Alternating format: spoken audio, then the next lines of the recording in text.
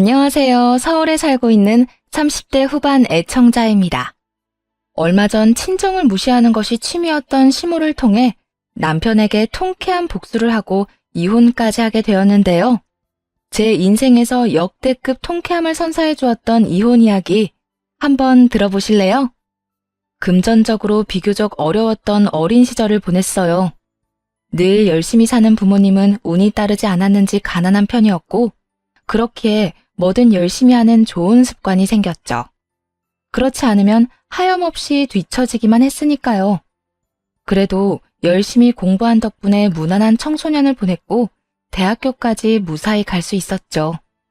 장학금을 받지 못했더라면 꿈도 못 꿨을 대학 생활을 무사히 마치고 열심히 노력한 만큼 취업도 바로 할 수 있었어요.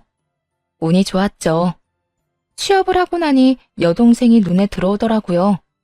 저와 같은 길을 따라 걷고 있는 동생이요. 동생은 장학금을 위해 공부만 하기에도 버거울 텐데 틈틈이 아르바이트까지 하고 있었고 그게 항상 눈에 밟혔죠. 그래서 취업을 하고 제대로 된 월급을 받게 된 후에는 여동생이 공부만 집중할 수 있도록 도왔고요. 동생이 우수한 성적으로 동생이 졸업할 무렵 전 결혼을 하게 되었어요.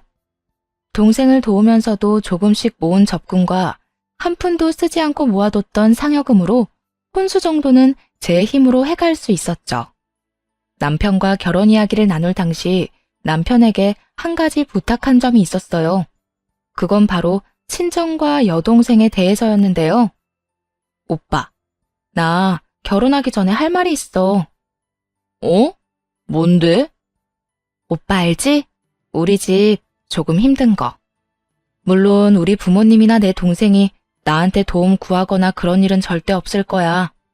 그런데 만약에, 아주 만약에 부모님이나 동생한테 곤란한 일이 생기고 만약 내가 도와줄 수 있는 입장이라면 난 도움을 주고 싶어. 내가 오빠랑 가정을 이뤘다고 해도 말이야. 당연한 걸 왜 그렇게 조심스럽게 물어. 만약 그런 상황이 온다면 내가 먼저 나서서 할 수 있는 선에서 다 도와줄 테니까 그런 걱정은 하지도 마. 나 너랑 결혼하는 이유 중 하나가 네 울타리가 되어주고 싶은 것도 있어. 항상 뭐든 열심히 하는 네 모습이 존경스럽기도 하지만 한편으론 안쓰럽기도 해서 말이야. 그러니까 그런 걱정하지 말고 나하고 결혼해서 행복해질 생각만 해. 내가 행복하게 해줄 테니까. 물론 모르는 건 아니었어요. 결혼하기 전에 한 약속은 아무런 소용이 없다는 걸요. 그땐 밤하늘의 별도 따다 줄 거라 한다는데 이깟 약속이 저한테나 중요하지 남편에겐 별로 중요하지 않았을 거란 것도요. 하지만 의미 없는 약속이라도 저렇게 말하는 남편의 마음만큼은 진심일 거라 믿었죠. 그렇게 남편을 믿으며 결혼했고 우려와는 달리 결혼 이후 동생은 스스로 뭐든 잘 해내어 주었네요.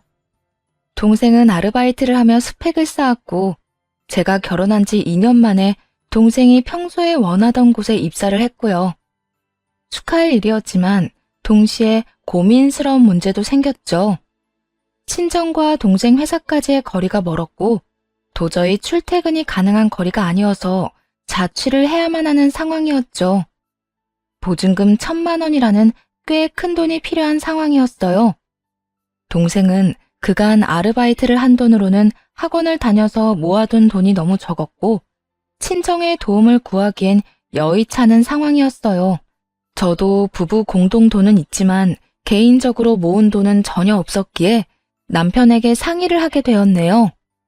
여보, 이번에 우리 지우 입사한 거 알지? 알지. 거기 들어갈 거라고 고생 많이 했는데 기특하다 정말.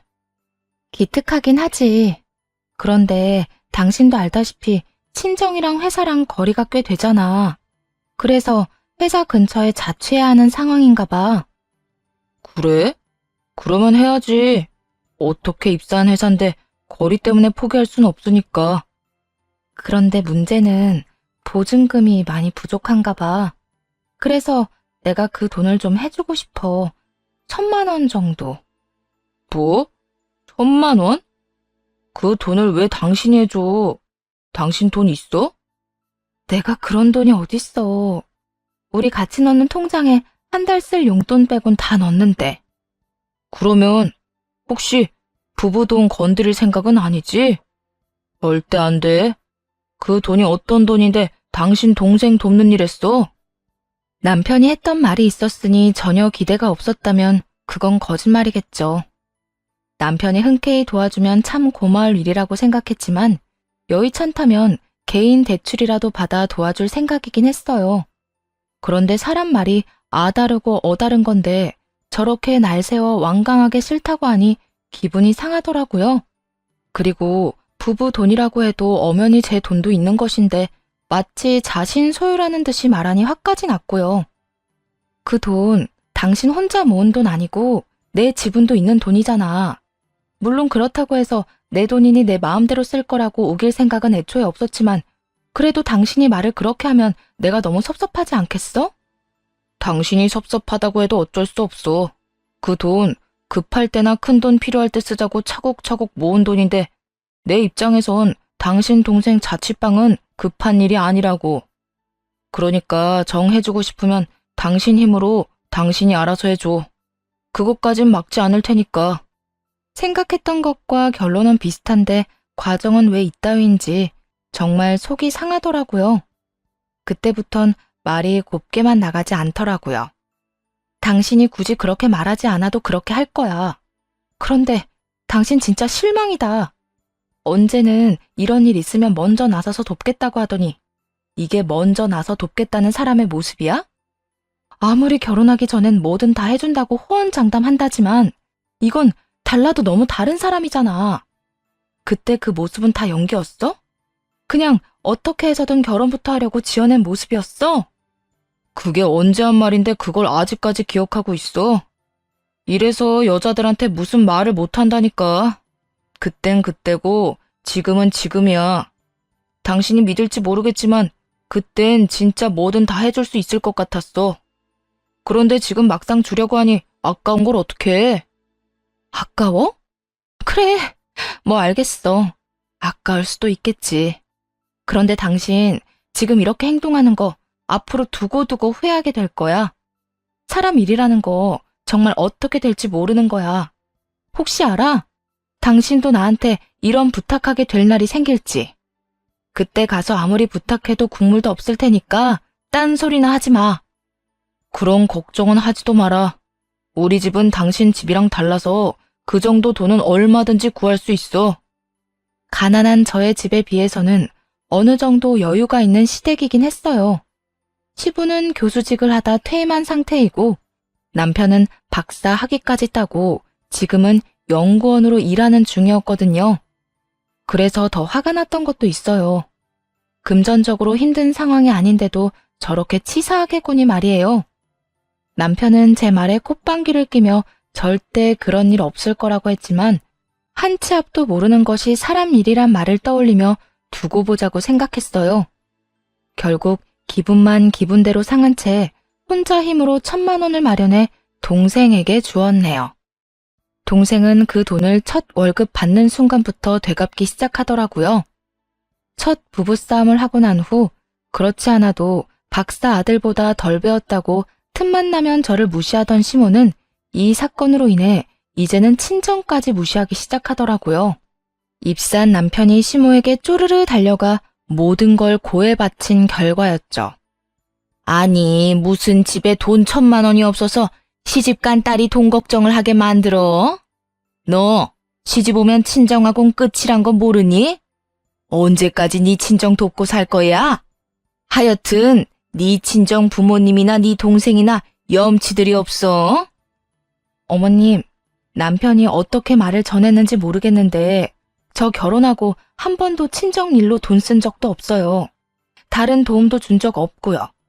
그리고 제가 여동생한테 해준 그 돈 돌려받지 않겠다고 했는데 동생이 자기도 돈 번다고 다달이 돈 넣어주고 있으니 그런 식으로 말하지 마세요.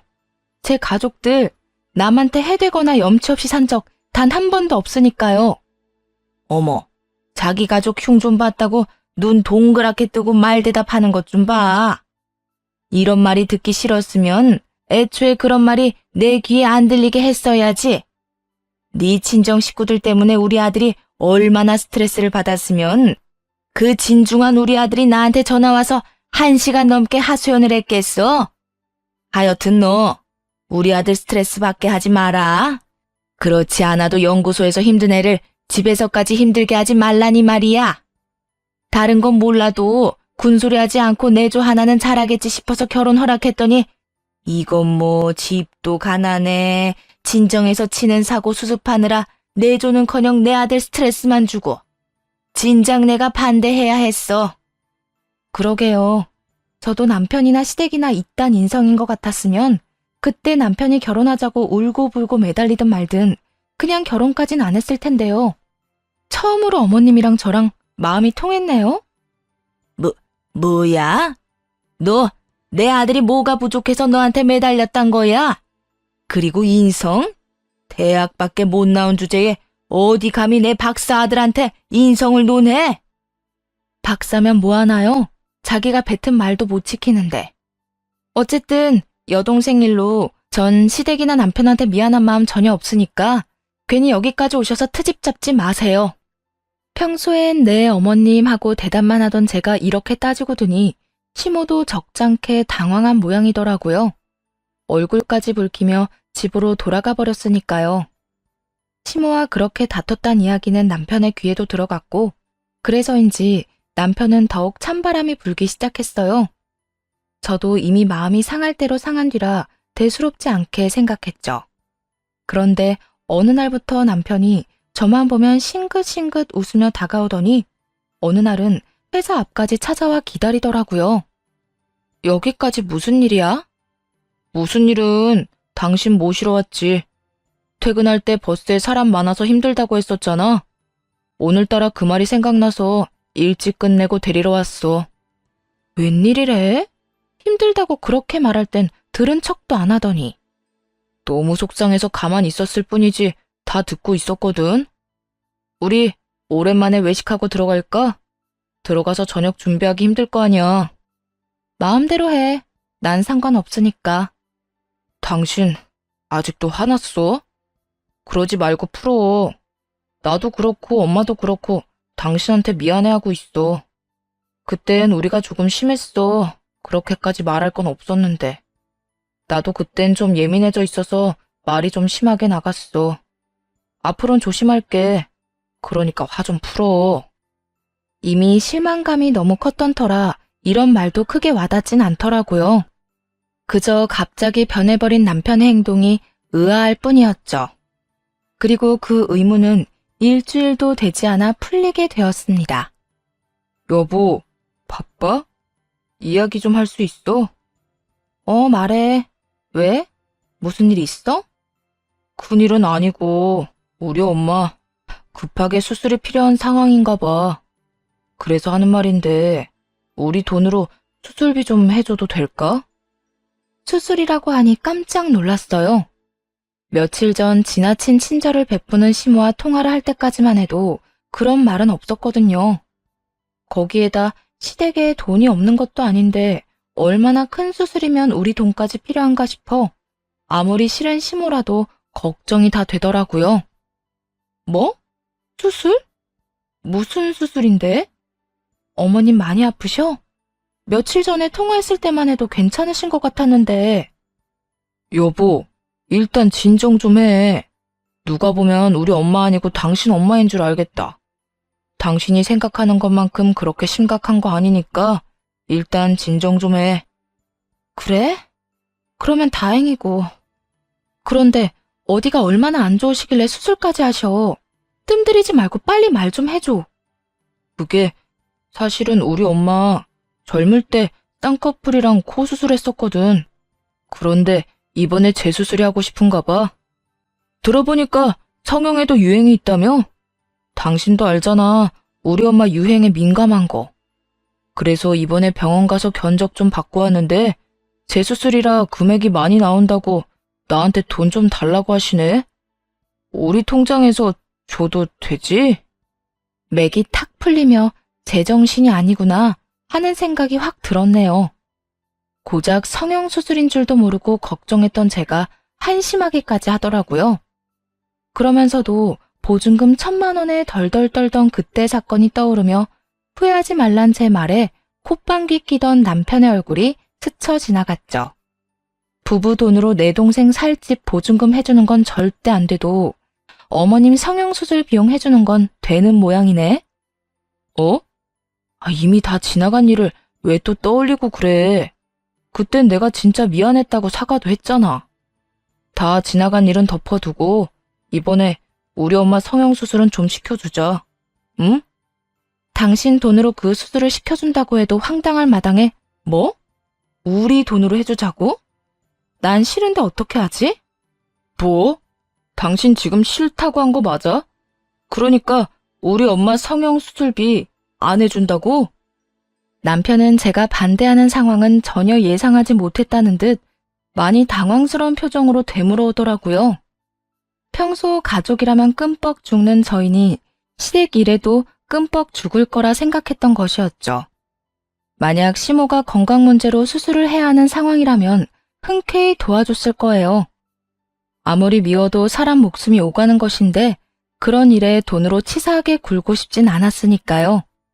하지만 오로지 미용이 목적인 수술, 거기에다 저와 저희 집을 그렇게 무시하던 시모에게 전 동전 하나 보탤 생각이 없었습니다. 말이 좋아야 수술이지. 그것 때문에 죽고 사는 문제도 아니고 난 절대 그런 곳에 내 돈 보탤 생각 없거든? 당신 말대로 아까워서 싫어. 내가 어떻게 벌고 모은 돈인데 그 돈을 그딴 데다가 써? 그렇게 해주고 싶으면 당신이 알아서 해드려. 내가 내 동생한테 그랬듯이 말이야. 그런데 내 동생은 내가 그렇게 갚지 말라고 해도 꼬박꼬박 갚던데 어머님은 그냥 주는 거나 마찬가지겠네? 뭐 그것도 당신 사정이니까 알아서 해. 그것까진 나 역시 당신처럼 전혀 상관하지 않을 거니까. 당신 진짜 치사하게 이렇게 나올 거야? 먼저 치사하게 나왔던 게 누군데? 내가 그때 이런 일 있을 때 후회하지 말라고 하니까 절대 후회할 일 없다고 콧방귀까지 낀 사람이 당신이야. 그때 그 다짐처럼 스스로 알아서 해. 말문이 막힌 남편은 방으로 들어가 버렸고 그 뒷모습을 보며 한참을 비웃어 주었네요. 그렇게 다음 날이 되었고 시모가 집으로 찾아왔더라고요. 이미 충분히 예상했던 터라 놀랍지도 않았죠. 너 내 수술비 못 해준다고 했다며? 네가 뭔데 그 돈을 해준다 만다 말을 더 해? 제가 먹이는요. 그 돈 주인이죠. 주인? 웃기고 있네.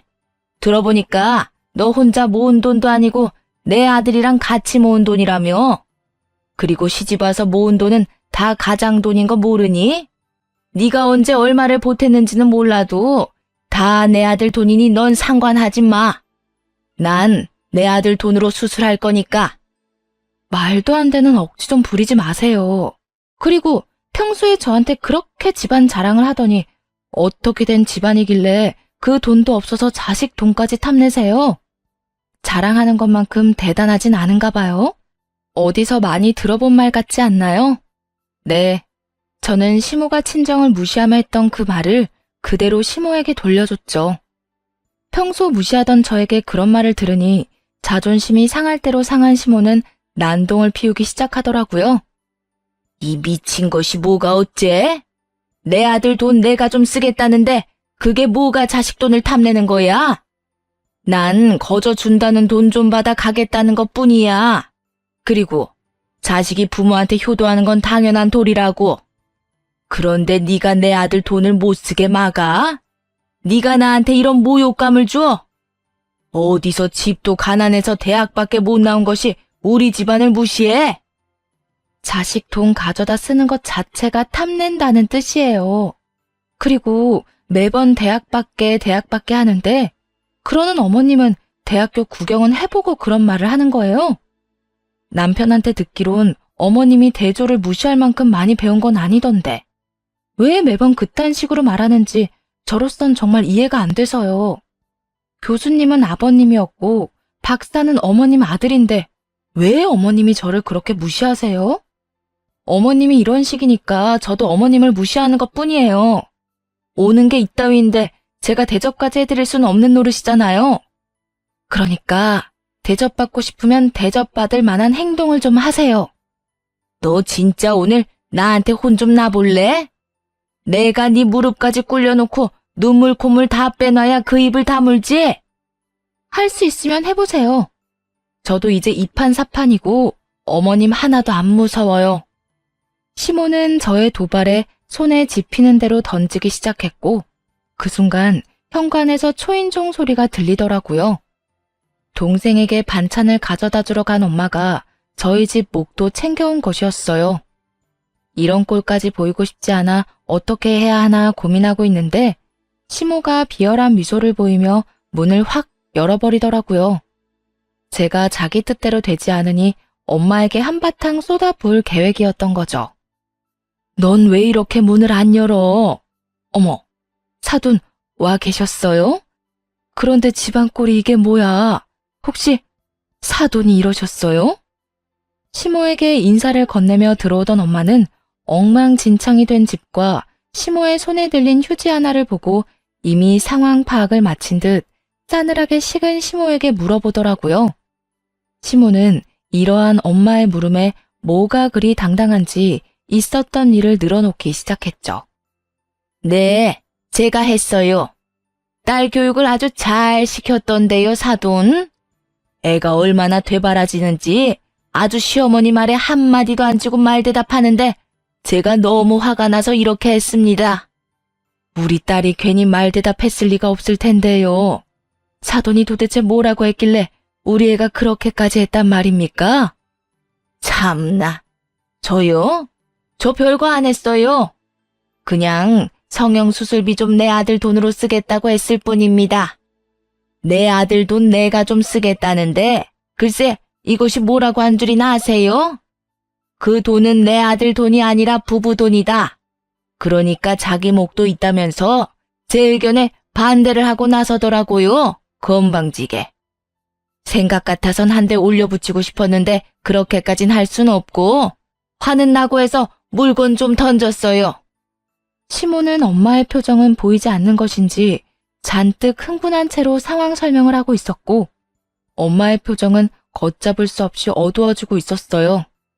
제가 이런 대우를 받았다는 것도 화가 나는데 성형수술 때문에 돈을 내놓으라고 우기는 시모의 행동에 더욱 화가 난 듯 하더라고요. 평소 우리 집을 그렇게 무시하더니 지금 하는 행동을 보면 무시할 주제도 못 되네요. 어떻게 다른 이유도 아니고 성형수술 따위 때문에 애들 사이에 이 불화를 만들어요? 어른이고 부모면 그답게 좀 행동하세요. 그리고 시어머니면 시어머니지 사돈이 뭔데 내 딸한테 이따위로 굴어요? 내가 이 땅꼴이나 보고 살라고 시집 보낸 줄 알아요? 그나마 말이 좀 통할 줄 알았더니 하긴 그 핏줄이 어디 가겠어? 내가 웬만하면 우리 아들 이혼남 만들기 싫어서 참고 데리고 살려고 그랬는데 사돈까지 이러는 거 보니까 도저히 급이 안 맞아서 못 참겠네요. 난 더는 저 딴에 내 며느리 자리에 두기 싫으니 온 김에 그 귀한 딸 데리고 가세요. 시모는 굉장히 큰 착각을 하는 것 같더라고요. 이혼 이야기까지 꺼내며 저를 데리고 가라고 엄포를 놓으면 엄마가 무릎이라도 꿇고 빌 거라고 말이에요. 하지만 엄마는 그것이 얼마나 말도 안 되는 착각인지 증명이라도 하듯 시모에게 싱긋 웃어주며 이렇게 말하시더라고요. 그렇지 않아도 그러려고 했는데 대신 말해줘서 고맙네요. 저도 이딴 급이 안 맞는 집안에서 내 딸 고생하면서 사는 꼴 보기 싫습니다. 차이가 나도 어느 정도 나야 참고 살라고나 하지. 이 정도 인성밖에 안 되는 집이면 차마 참고 살란 말도 안 나오네요. 딸, 뭐해? 꼭 필요한 것만 챙겨서 가자. 여기서 저딴 사람이 하는 허튼 말 듣고 있을 필요 없어. 제 눈빛만 봐도 모든 걸 다 안다는 듯 엄마는 제가 하고 싶었던 말을 대신해주고는 제 손을 잡고 나가시더라고요. 그 후 친정에서 지내게 되었고 이혼을 준비하기 시작했죠. 기대는 없었지만 막상 연락 한 통 없는 남편의 모습에 씁쓸한 마음이 드는 건 어쩔 도리가 없더라고요. 하지만 그런 상황이기에 더 냉정하게 이혼 준비를 할 수 있기도 했어요. 그렇게 친정에서 지내는데 너무 급하게 나오느라 미처 챙겨오지 못한 노트북이 떠오르더라고요. 집에서도 간단한 업무를 처리해야 했던 터라 없으면 안 되는데 말이에요. 하는 수 없이 반차를 쏘고 집으로 갔고 그곳에서 두 눈이 썩을 것만 같은 장면을 목격하게 되었네요. 현관 입구부터 심상치 않더군요. 아무렇게나 벗겨진 남편의 신발, 그리고 그것과 엉켜있는 여자 구두, 여기저기 늘어져 있는 맥주캔이 가리키는 곳을 따라가니 안방이었죠. 침대엔 여러분이 예상하듯 남편놈과 상간녀가 있었고 술을 얼마나 마신 것인지 그 시간까지 술 냄새를 풍기며 정신없이 자고 있더군요. 얼마나 정신을 놓았는지 꽤 가까이가 사진을 찍는데도 전혀 모르고 자더라고요. 그런데 가까이에서 본 상간녀의 얼굴이 낯이 익었어요. 그 여자는 바로 남편의 연구소에서 함께 일하는 여자였죠. 심지어 젊은 여자도 아닌 남편보다 10살이나 많고 애까지 있는 유부녀였어요. 그 순간 정신이 더 맑아지더라고요. 증거를 더 찾아야만 한다는 생각이 들었어요. 가지러 온 노트북을 챙겨 놓는 김에 남편의 노트북도 살펴봤고 남편의 차 블랙박스까지 다 살펴보았죠. 노트북에는 크게 자극적인 것이 없긴 했는데 블랙박스엔 전날의 대화까지 생생하게 다 남아있더라고요. 자기, 이번 땡땡 연구소 내 덕에 스카우트 제이 들어온 건 알지? 그럼 잘 알지. 그렇지 않아도 그 연구소로 옮기고 싶었는데 워낙 이직 기준이 높아서 포기했었거든. 그런데 자기 덕에 이렇게 좋은 제의도 받게 되고 고마워. 자기밖에 없다. 알면 잘해.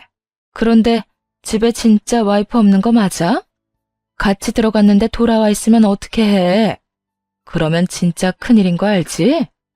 나 오늘 출장 간다고 거짓말하고 나온 거라 자기 집 아니면 갈 데도 없다고. 걱정하지 마. 그 여자 그러고 간 거면 무슨 일이 있어도 안 돌아올 거야. 내가 가서 빌지 않는 이상 이혼이라고 보면 돼. 이혼? 그래서 자기는 이혼할 거야? 거의 이혼 쪽으로 기울긴 했는데 아직 고민 중. 집안도 그렇고 스펙도 그렇고 한참 부족하긴 한데 그런 만큼 단순해서 데리고 살기는 편했거든. 그런데 그놈의 친정이 문제야. 왜? 친정에서 많이 도와달라고 그래? 그런 건 아닌데 앞으로 많이 도와달라고 할지 어떻게 알아? 하여튼 이번 기회에 그 콧대 확 눌러주고 데리고 더 살아보든 아니면 이혼 확 해버리고 자기랑 이렇게 마음껏 연애하면서 살든 고민해봐야지. 어쨌든 나는 계속 만나겠단 뜻이네? 당연하지. 자기가 유부녀만 아니었으면 그딴 여자랑은 바로 이혼하고 자기랑 살았을 거야. 이렇게 고민도 안 하고 말이야. 정말? 그 말 진심이야? 당연히 진심이지. 가정에선 그따위로 굴던 남편놈은 사회에선 좋은 연구소의 스카우트 제의를 받은 상황이었고 거기에는 10살이나 많고 애 딸린 상간녀의 조력이 있었더라고요. 모든 것을 확인하고 화도 나지 않았어요. 배신감? 그런 사치스러운 감정도 느껴지지 않더라고요. 그저 어떻게 해야 저 두 연놈에게 제대로 복수할 수 있을까 하는 생각뿐이었죠. 그렇게 고민 끝에 계획한 복수의 시작은 시모였습니다. 우선 시모에게 두 사람의 불륜 현장을 찍은 사진과 함께 상간녀가 어떤 여자인지 상세히 설명해 문자로 보냈어요. 문자를 보낸 지 5분도 되지 않아 잔뜩 흥분한 시모에게 연락이 오더라고요. 이게 다 뭐니? 내 아들이랑 같이 있는 이 여자 유부녀란 말이 사실이야? 네, 같은 연구소에서 일하는 여자예요. 10살 많고 애도 있는 유부녀예요. 보니까 남편이 저 늙은 여우한테 완전히 홀린 것 같은데 상대가 상대인 만큼 어머님도 꼭 아셔야 할 것 같아서 알려드렸어요. 어머님이 어떻게 키운 아들인데 저런 여자한테 뺏겨선 안 되잖아요. 네가 오랜만에 맞는 말을 다 하는구나. 내가 어떻게 키운 내 아들인데 감히 저딴 물건이 넘봐? 내가 가만둘 줄 알아? 그러니까요. 남편이랑 같은 연구실에 있는 여자니까 찾아가면 바로 찾으실 수 있을 거예요. 하루라도 빨리 찾아가서 본때를 보여줘야 하지 않겠어요? 이런 일은 미루면 미룰수록 골치 아프다고요. 혹시나 저러다 임신이라도 하면 저야 이혼하면 그만이지만 어머님은 꼼짝없이 아들 뺏기는 건데 그건 정말 말도 안 되잖아요. 뭐 임신? 당연히 그건 안 되고 말고. 일단 알겠다. 끊어. 조금 긁어줬을 뿐인데 시모는 예상대로 눈이 확 돌아버려선 남편의 연구소로 찾아갔고 전 그런 상황을 구경하기 위해 연구소로 향했죠. 연구소에 도착하니 시모는 상간녀의 머리채를 잡아 뜯고 있더라고요. 남편은 그런 시모를 말리느라 정신이 없었고요. 시모의 난동으로 스카우트는커녕 연구소에서도 잘리게 생겼으니 애가 탔겠죠. 이 미친 거사! 유부녀의 애까지 딸린 주제에 감히 내 아들한테 꼬리를 쳐? 내 아들이 어떤 아들인데? 우리 집안이 어떤 집안인데 감히 너 따위가 그 더러운 몸을 누구한테 들이밀어? 이거 좀 놓고 말하세요. 아프다고요. 자기야, 자기 엄마 좀 어떻게 해봐. 자기? 이게 그래도 정신 못 차리고 누가 누구 보고 자기래? 너 오늘 내가 무릎 꿇고 싹싹 빌 때까지 괴롭혀 줄 테니까 각오해. 아이씨, 진짜 이 아줌마가 미쳤나? 아줌마 아들이 먼저 나 꼬셨거든요. 이것저것 도와달라고 들러붙은 게 누군데 나한테 이래요. 그렇게 사람 잡고 싶으면 아줌마 아들이나 잡아요. 내 아들이 뭐가 모자라서 너 따위 것한테 도움을 구해. 거짓말을 해도 말이 되는 거짓말을 해야지. 자기, 계속 보고만 있을 거야? 얼른 안 도와줘? 상간녀는 고함을 질러댔고 그제야 남편은 정신이 돌아온 것인지 황급히 시모를 떼어내더라고요. 엄마, 이거 좀 놓고 이야기해. 여기 내가 일하는 곳이야. 엄마가 이렇게 하면 앞으로 나는 어떻게 해? 내가 뭘 어쨌다고 이래? 몰라서 물어? 지금 엄마 때문에 나 진짜 곤란해졌다고. 길게 말할 것도 없이 주변 좀 돌아봐. 사람들이 다 구경하러 와 있는 것 좀 보라고. 남편은 시모를 떼어내며 화를 냈고 시모 역시 그제야 주변 사람들이 눈에 보이는 듯 헛기침을 하며 옷 매무새를 가다듬더라고요. 그러면 뭐 하나요? 이미 온 연구소 사람들이 다 구경하러 몰려온 상황이었는데요.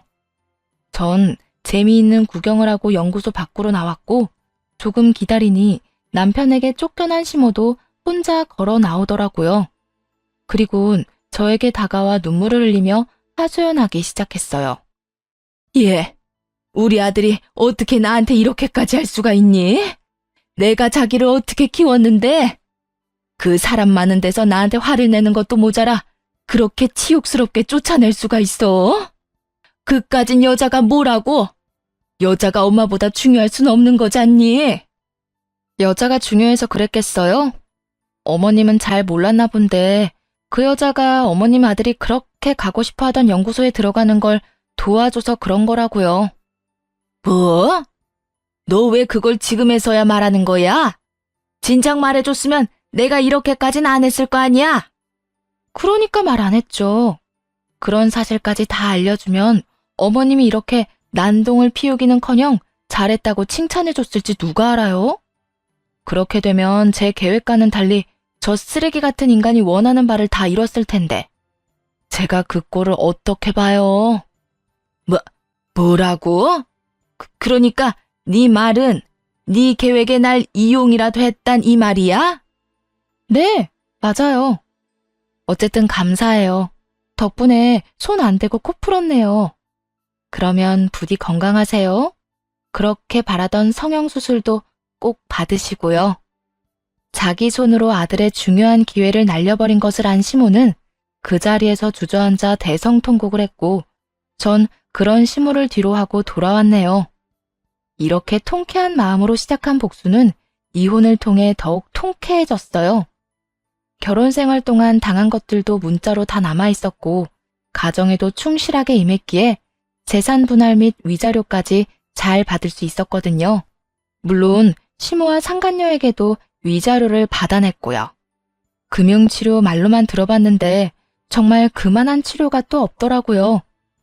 전 남편은 스카우트가 무산된 건 물론이고 잘 다니고 있던 연구소까지 상간녀와 나란히 잘렸다고 하더군요. 이렇게 싱겁게 복수가 끝났냐고요? 그럴 리가요. 제 가정을 망쳐버린 상간녀의 가정은 아직 멀쩡하잖아요? 수소문을 해 상간녀의 남편을 만나 모든 사실을 알렸죠. 그 덕에 이혼당하게 된 상간녀는 곧 찾아오더라고요. 너 진짜 미쳤어? 네가 뭔데 내 남편을 만나서 그딴 것까지 말해? 양심이 없는 것인지 정신이 나가버린 것인지도 구분이 되지 않더라고요. 감히 불륜녀 주제에 저리도 큰 소리를 치는 그 낯짝에 할 수 있는 모든 건 뭐든 다 하겠다 싶은 심정이었어요. 미친 건 너지. 그렇게 가정이 소중했으면 그딴 짓을 왜 해? 잘못은 본인이 다 해놓고 이렇게 날 찾아와서 따지는 게 미친 짓이야. 알아? 네 가정은 원래 다 깨진 가정이었고 내 가정은 완벽했다고. 그런데 네가 뭔데 내 완벽했던 가정을 산산조각 내? 너 때문에 내 인생은 다 망해버렸는데 어떻게 책임질 거야? 이미 깨진 가정의 남자랑 바람 피우면 불륜이 아닌 게 돼? 그리고 완벽한 가정 좋아하시네. 네가 내 남편이랑 그딴 짓 한 순간부터 완벽한 가정 따윈 물 건너간 거였어. 네 가정 네가 깨놓고 누굴 찾아와서 큰 소리야? 아직 매운맛 덜 봤지? 내가 너 앞으로 한평생 얼굴도 못 들고 다니게 해줘? 네가 어디서 뭘 하든 어떤 사람을 또다시 만나 가정을 꾸리든 내가 끝까지 쫓아가서 불륜녀 상간녀라고 고함 한번 질러줘야 정신 차릴 거야? 미친 게, 너 그러기만 해봐. 나라고 가만히 있을 것 같아? 내가 너 경찰에 신고할 거야. 너 가만히 안 둘 거라고. 마음대로 해. 누가 더 손해인지 한번 두고 보면 알겠네. 그때는 화가 머리끝까지 날 수밖에 없는 상황이었고 더 이상 필터를 거칠 정신도 없었네요. 끝까지 강하게 나오던 상간녀는 핏대까지 세우며 악소리를 내고 고함을 질러댔지만 결국 제 손에 질질 끌려 쫓겨나게 되었습니다. 상간녀는 그렇게 이혼을 당했고 전 남편은 상간남 소송까지 걸려 그간 모은 돈은 물론이고 가지고 있던 집까지 처분하여 상황을 간신히 정리했다고 하더군요. 말 그대로 빈털터리 신세가 되어버린 것이었어요. 전 시부는 다른 것도 아닌 유부녀와 바람났다는 사실이 용납이 안 된다며 저에게 연락이 와 몇 번이나 사실을 확인하시더군요. 하지만 대답은 같았죠. 화가 머리끝까지 난 전 시부는 한 푼도 없는 전 남편을 쫓아내버렸다고 합니다. 전 시모는 그런 시부를 설득하다 같이 쫓겨났다고 하고요. 오갈 데가 없어진 두 사람은 다른 곳도 아닌 저희 친정으로 찾아왔더라고요. 뻔뻔하게도 말이에요. 찾아와서 한다는 말은 더욱 뻔뻔했어요. 아가, 그동안 미안했다. 너한테 너무 큰 잘못을 하는 바람에 우리가 이렇게 큰 벌을 받고 있어. 죽고 배고픈데 주중에 돈은 하나도 없고 오갈 데 없단다. 그래서 뭐요? 어쩌라고요? 시모는 무미건조한 대답에 전 남편의 옆구리를 급하게 쿡쿡 찌르더라고요. 전 남편은 전 시모의 사인을 받고서야 입을 떼기 시작했죠. 여보, 내가 진짜 잘못했어. 다른 사람도 아니고 당신 지켜주고 싶다고 했던 내가 당신한테 그런 짓까지 해선 안 되는 거였는데 그땐 정말 내가 미쳤었나 봐. 이렇게 집에서도 쫓겨나고 일도 못하는 신세가 되고 나서야 이런 생각을 하게 된 게 나 스스로도 너무 한심한데 나 진짜 당신밖에 없어. 아직까지도 당신에 대한 마음도 진심이고 말이야. 그러니까 우리 좀 용서하고 받아줘. 왜? 그렇게 무시하더니 정작 가진 게 없어지고 나니 내가 필요해? 있을 때 잘하란 말이 괜히 있는 줄 알아? 한결같을 순 없었어도 믿음은 저버리지 말았어야지. 내 마음은 산산조각 내놓고 이제 와서 진심이라고? 나밖에 없다고? 당신 같으면 그런 당신을 다시 믿고 용서할 수 있겠어? 구구절절한 설득도 소용없을 것 같아지자 전 시모가 나서 불쌍한 척을 하며 애원하기 시작하더라고요. 아가, 그러지 말고 우리 좀 용서해주면 안 되겠니?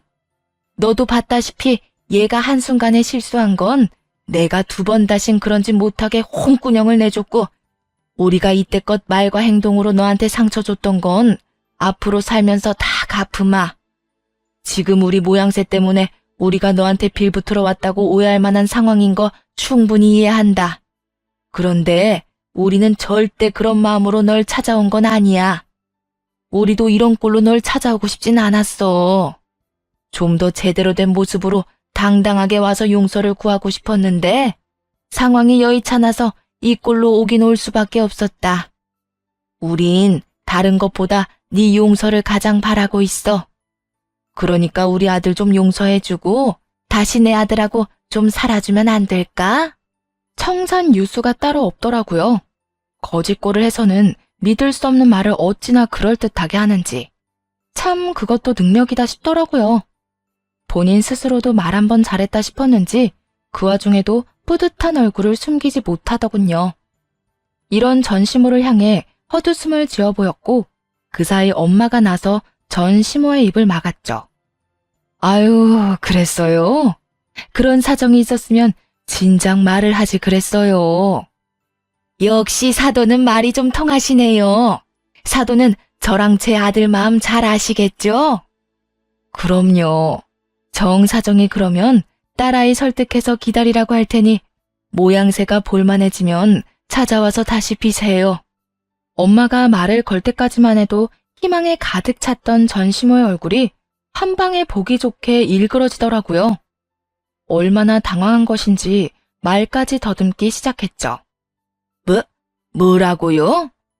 그쪽이 그랬잖아요. 좀 더 제대로 된 모습으로 당당하게 와서 용서를 구하고 싶었다고. 기회를 줄 테니 좀 더 제대로 된 모습으로 찾아오세요. 취업도 다시 하고 통장도 좀 두둑하게 만들어서 찾아와서 빌면 우리 딸 마음이 조금 풀릴지 누가 알아요? 지금 그 꼴은 좀 누가 봐도 쫄딱 망하게 돼서 빈대붙으러 온 꼴이지 않을까요? 태연한 얼굴로 시모의 전곡을 찔러가며 약 올리는 엄마를 보는데 정말이지 내 편이라 다행이다 싶더라고요. 엄마의 뜻대로 시모는 팔짝팔짝 날뛰며 본색을 드러내기 시작했습니다. 사돈, 말이 너무 심한 거 아니에요? 빈대? 감히 지금 누구 보고 빈대라는 단어를 갖다 붙이는 거예요? 지금 우리 모습이 아무리 꼴사나워졌다고 해도 그딴 경박한 단어를 우리 모자한테 붙이는 건 예의가 아니죠. 사돈 같은 소리 한다. 내 딸이 당신하고 당신 아들한테 소송까지 해서 이혼한 지가 언젠데 사돈은 무슨 사돈이야? 그리고 지금 우리 앞에서 예의 따지는 거 뻔뻔해도 너무 뻔뻔하다고 생각 안 해? 하긴 그 정도 뻔뻔함도 없었으면 감히 여기 와서 낯짝 들이밀 생각도 못했겠지. 뭐야? 이 여자가 상황이 급해서 사람 대접도 해주려고 했더니 감히 이딴 식으로 날 무시해? 우리가 지금 꼴이 이렇다고 언제까지 꼴이 이럴 것 같아? 우리 아들 박사야, 박사. 그런 내 아들이 언제까지 백수일 것 같냐고. 다시 잘 나가면 네 딸 따윈 한 트럭으로 가져다 줘도 눈길도 안 준다 이거야. 그렇게 되기 전에 기회 좀 주려고 했더니 아무것도 모르는 멍청한 물건이 뭐가 어쩌고 저쩌고 해? 뻔뻔? 빈대? 우리도 네 딸 같은 거 필요 없다 이거야. 그러니까 박사 아들 다시 잘 나가게 되면 찾아와서 큰 소리 치라고. 집도 절도 없이 거짓골로 와서 그딴 말 해봤자 아무 소용없으니까 말이야. 계속 여기서 이렇게 소란 일으키잖아? 그러면 귀하디 귀한 박사 아들 경찰서 구경도 하게 될 거야. 그쪽이랑 나란히 손 붙잡고 말이야. 이 여편 내가 진짜 보자 하니까. 전시모는 말버릇만큼이나 손버릇 역시 좋지 않았고 엄마를 향해 손을 뻗어오더라고요. 그 순간을 놓치지 않고 아빠는 전시모의 양팔을 잡았고 그대로 끌어다 문 밖으로 내쫓았네요. 그리곤 전 남편 역시 아빠에게 멱살이 잡힌 채 끌려 나갔고요. 이혼을 하기 전 전시모가 난동을 부려 엄마 손을 잡고 집을 나와야 했던 그 수모를 엄마는 제대로 갚아준 것이었죠. 그 후 모자의 꼴은 더 불쌍해졌다고 하더라고요. 워낙 우리 박사 아들 타령을 하며 사람들을 한껏 무시하고 다녔던 터라 전 시모의 친정이나 친인척들도 그들의 연락을 무시한다고 하더군요. 그 덕에 전 남편과 전 시모는 작은 원룸에서 월세살이를 하며 지낸다는 이야기를 들었네요. 그것뿐만이 아니었죠. 온실 속 화초처럼 자랐던 전 남편은 그저 지 엄마에게 살려달라는 말이나 해대고 전 시모는 그런 전 남편 때문에 몸져 누웠다고 하더라고요. 참 그들에게 잘 어울리는 결말 아닌가요? 박사 아들이 뭐 크게 대단한 것처럼 사람 깔보고 남들을 업신여기던 전 시모는 갱생 의지도 없이 징징거리는 전 남편 때문에 병이 났다는 게요. 절대 돈 때문에 아쉬운 소리 할 리 없다고 큰 소리치던 전 남편은 그 작은 방에서 시모 얼굴만 보고 살아야 하는 그 꼴도 그렇고요. 그에 비해 전 아주 잘 지내고 있습니다. 좋은 기회가 생겨 회사를 더 큰 곳으로 옮겼고 친정도 좀 더 좋은 집으로 옮겨드렸어요. 지금은 그곳에서 함께 지내고 있네요. 무엇보다 가장 좋은 소식은 바로 동생의 결혼 소식인데요. 다가오는 봄에 결혼을 할 예정이에요. 며칠 전 동생이 백화점 상품권을 건네며 결혼식에 입을 좋은 옷 한 벌 사라고 하더라고요.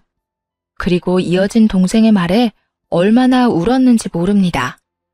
언니, 내가 이렇게 잘 클 수 있었던 건 다 언니 덕분이야.